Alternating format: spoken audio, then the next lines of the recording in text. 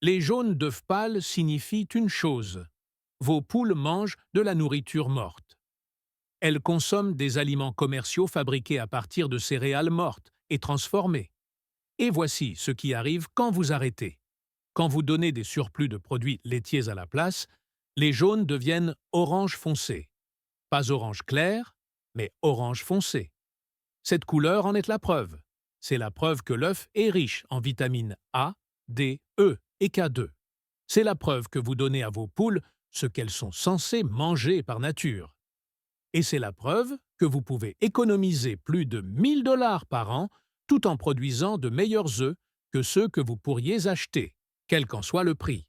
C'est ainsi que Beth et Sean Doherty nourrissent leurs poules depuis des décennies dans leur ferme de l'Ohio. Ils écrivent que dans une ferme d'élevage à l'herbe, il y a presque toujours une forme de surplus laitier disponible. Lactosérum, babeur ou lait écrémé. Quand vous en donnez à vos poules, elles produisent des œufs au jaune-orange foncé. Les Doherty font cela depuis des décennies en utilisant 5 éléments simples. Et je vais vous montrer exactement ce qu'ils sont. Voici les 5 éléments. Élément 1.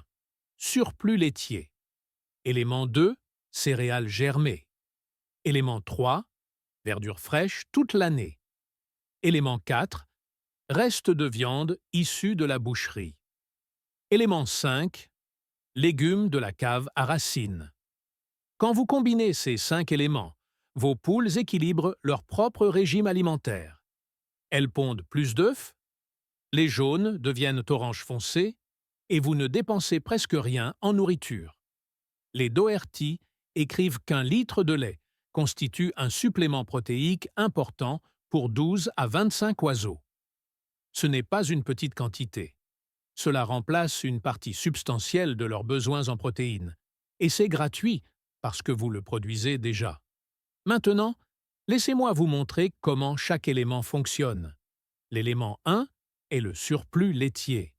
Pendant la poussée printanière, nous sommes généralement noyés sous l'excédent de lait. C'est ce qu'écrivent les Doherty. Même plus que ce dont nous avons besoin pour la table, les veaux au seau, les fromages frais et les produits laitiers fermentés. Nous gardons un seau au sous-sol dans lequel nous versons le surplus de lactosérum, de babeur et de lait écrémé. Cela caille et constitue une excellente nourriture pour les poules, les porcs, les chiens, les chats, presque tous les animaux de la ferme. En automne et en hiver, au moment de la fabrication des fromages à pâte dure, il y a encore plus de gallons de lactosérum et de babeur. Si vous entretenez des grains de kéfir, vous aurez probablement un surplus de lait pétillant. Vos animaux laitiers produisent du lait. Vous utilisez ce dont vous avez besoin pour votre famille. Le surplus va à vos poules. 1 litre de lait pour 12 à 25 oiseaux. Cette protéine est riche en acides aminés. Elle est facilement digestible et elle est vivante. Elle regorge de bactéries bénéfiques, issues de la fermentation. Elle est pleine de vitamines liposolubles. Les aliments commerciaux ne peuvent pas produire cela. Vous le produisez déjà. Vous ne faites que le rediriger du tas de compost vers le poulailler. L'élément 2 est constitué de céréales germées.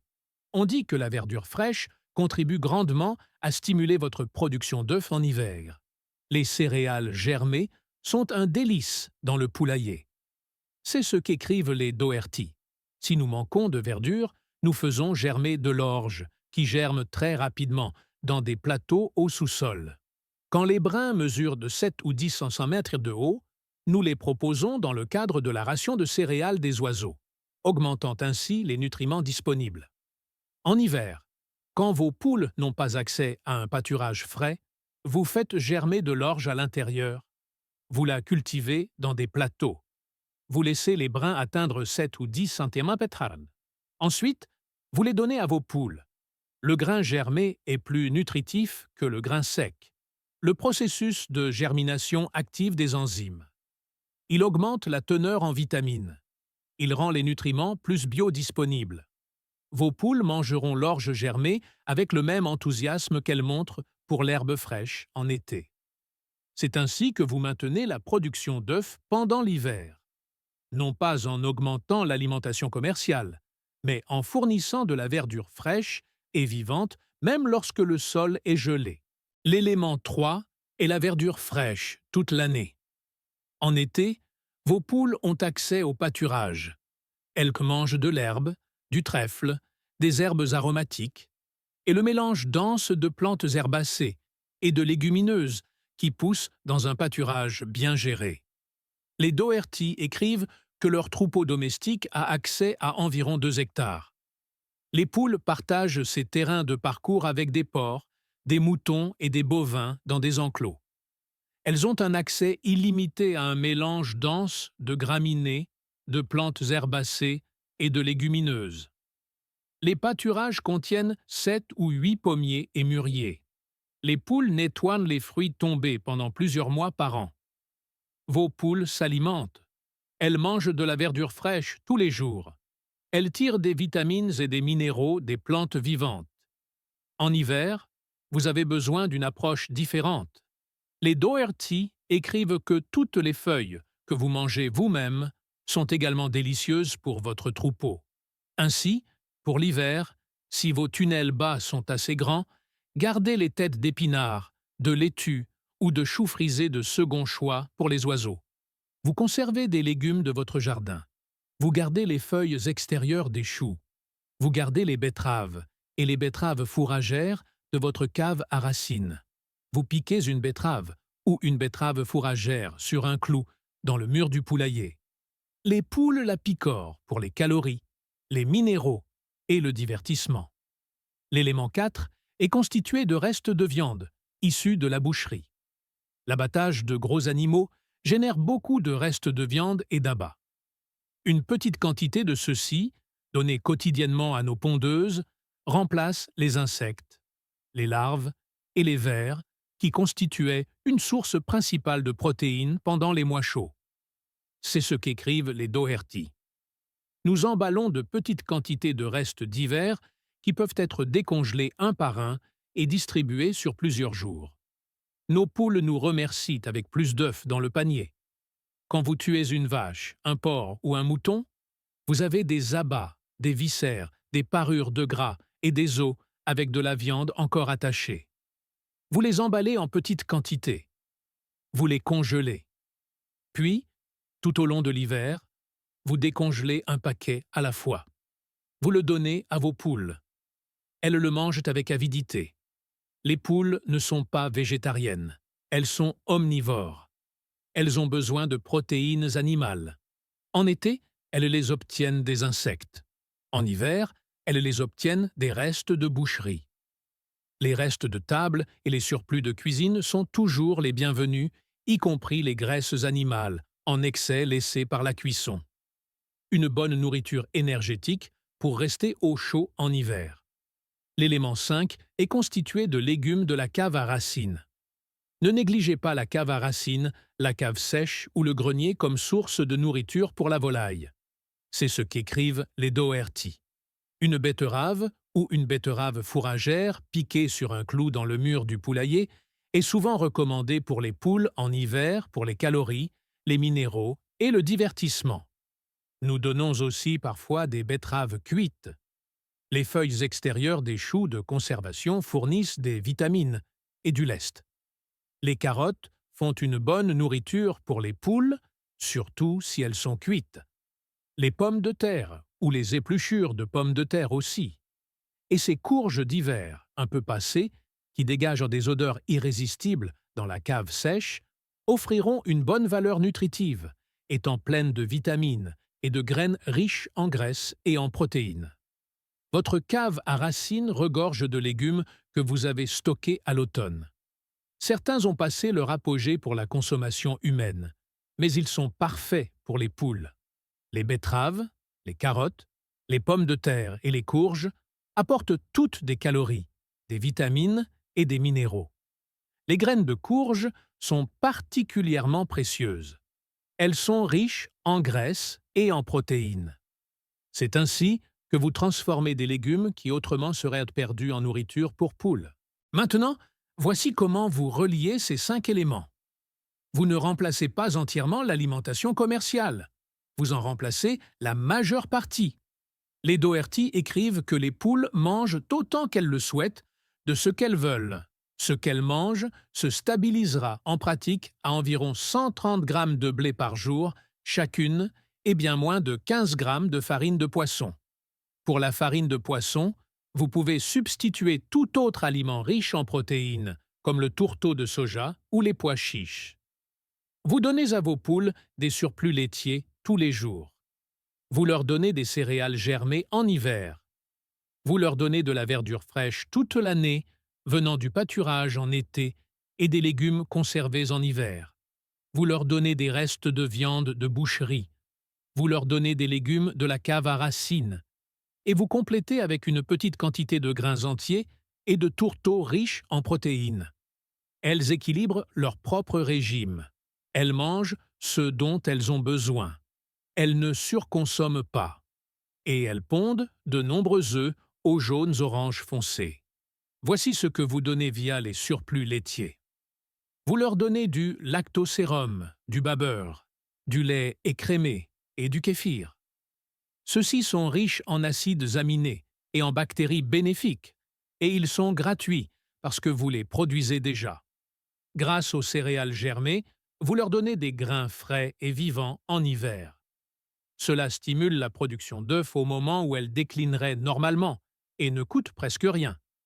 Grâce à la verdure fraîche toute l'année, vous leur donnez de l'herbe, du trèfle, des herbes aromatiques et des légumes de conservation. Cela fournit des vitamines, des minéraux et du lest.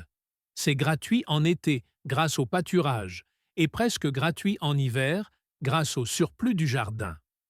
Avec les restes de viande, vous leur donnez des abats de boucherie et des restes de table. Cela remplace les insectes qu'elles mangeraient en été. C'est gratuit car il s'agit de déchets de votre propre garde-manger. Grâce aux légumes de la cave à racines, vous leur donnez des betteraves, des carottes, des pommes de terre et des courges. Cela fournit des calories, des vitamines et des minéraux pendant les mois froids, presque gratuitement, car ce sont des légumes qui autrement pourraient être perdus. C'est là que réside l'économie.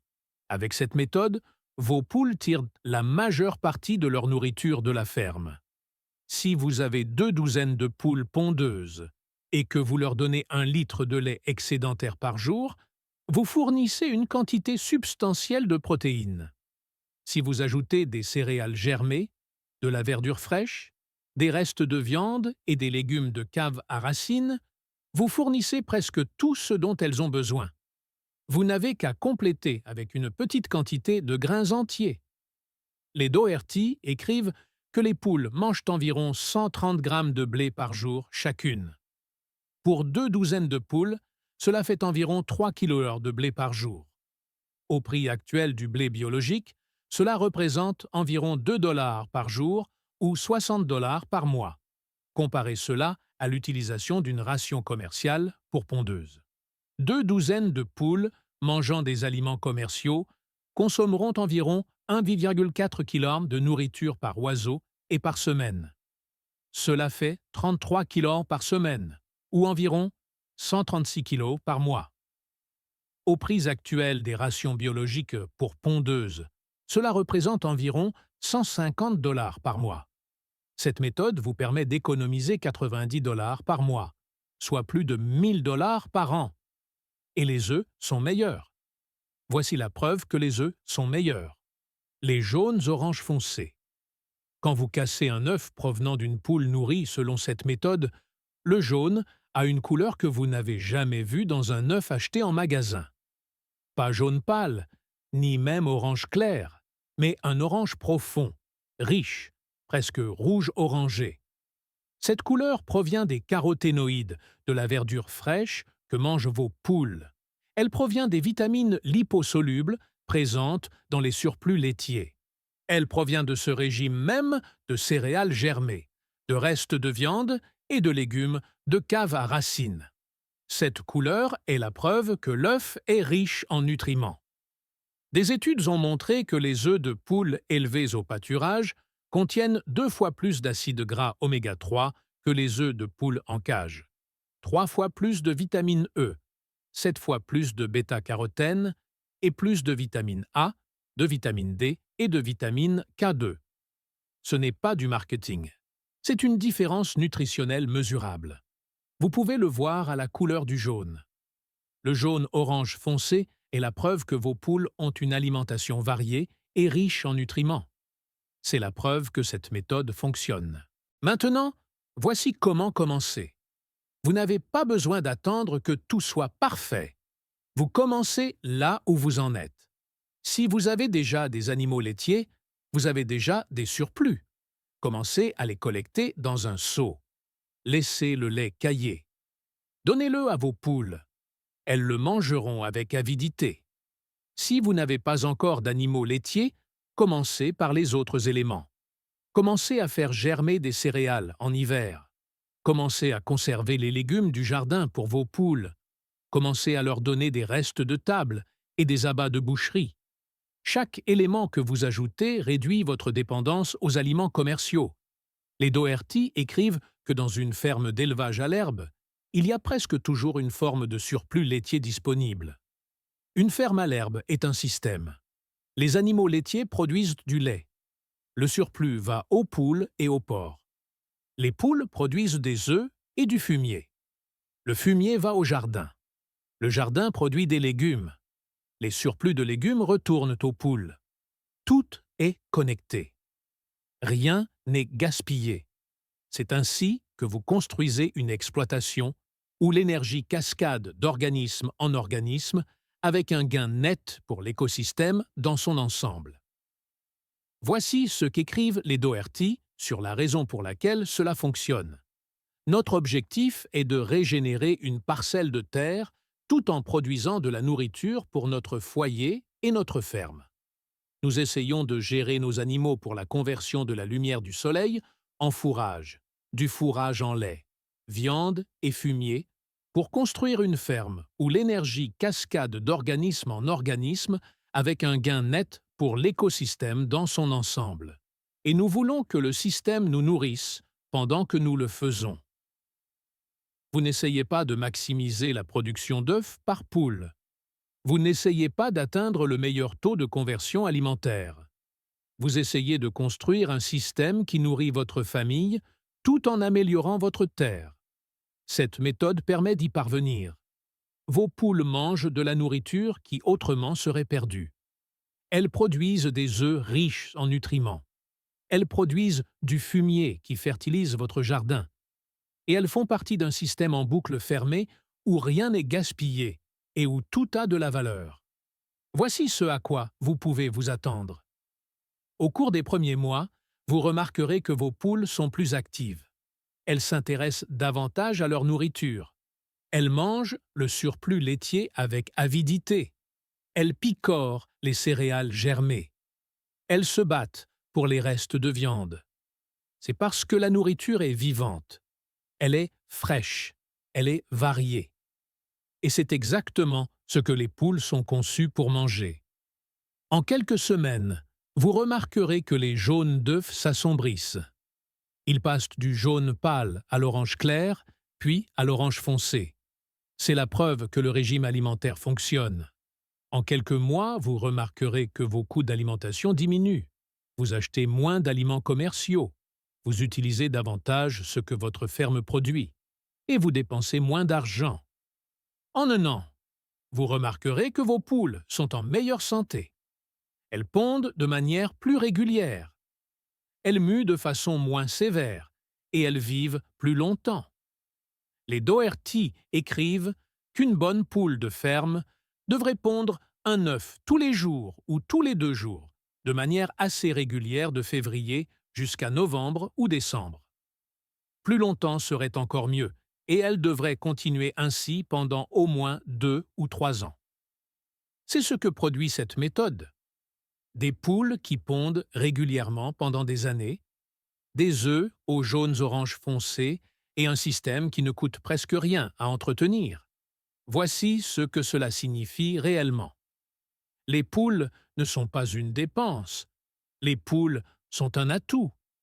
Quand vous gardez des poules dans un enclos et que vous les nourrissez avec des aliments commerciaux, Vous les traitez comme une dépense. Vous dépensez de l'argent chaque mois pour les maintenir en vie. Mais quand vous intégrez les poules dans votre ferme à l'herbe en utilisant cette méthode, vous les traitez comme un atout. Elles transforment les déchets en nourriture. Elles mangent les surplus laitiers, qui, autrement, iraient au compost. Elles mangent des céréales germées, de la verdure fraîche, des restes de viande et des légumes de cave à racines. Elles produisent des œufs aux jaunes orange foncés. Elles produisent du fumier qui fertilise votre jardin. Et elles font tout cela en ne vous coûtant presque rien. C'est à cela que ressemble la véritable autosuffisance. Cela ne signifie pas tout faire soi-même. Cela signifie construire des systèmes qui fonctionnent sans apport constant. Cette méthode fonctionne une fois que vous l'avez mise en place. Elle continue de fonctionner année après année. Les Doherty écrivent que la contribution du troupeau intégré à l'économie de la ferme est grande, sans même parler du profit sur la vente des œufs. La valeur de vos poules ne se mesure pas au nombre d'œufs qu'elles pondent ou au prix auquel vous pouvez les vendre. La valeur se mesure à la façon dont elles s'intègrent dans le système de votre ferme, à la façon dont elles transforment les déchets en nourriture, à la façon dont elles améliorent votre terre et à la façon dont elles nourrissent votre famille avec des œufs riches en nutriments que vous ne pourriez acheter à aucun prix. C'est à cela que ressemble la véritable autosuffisance. Si cette histoire change votre regard sur les ressources de votre ferme, n'hésitez pas à vous abonner et à aimer la chaîne. Nous redécouvrons l'histoire et les méthodes qui ont été presque oubliées. Cultivons l'avenir ensemble. Le prochain trésor de connaissances sera bientôt révélé.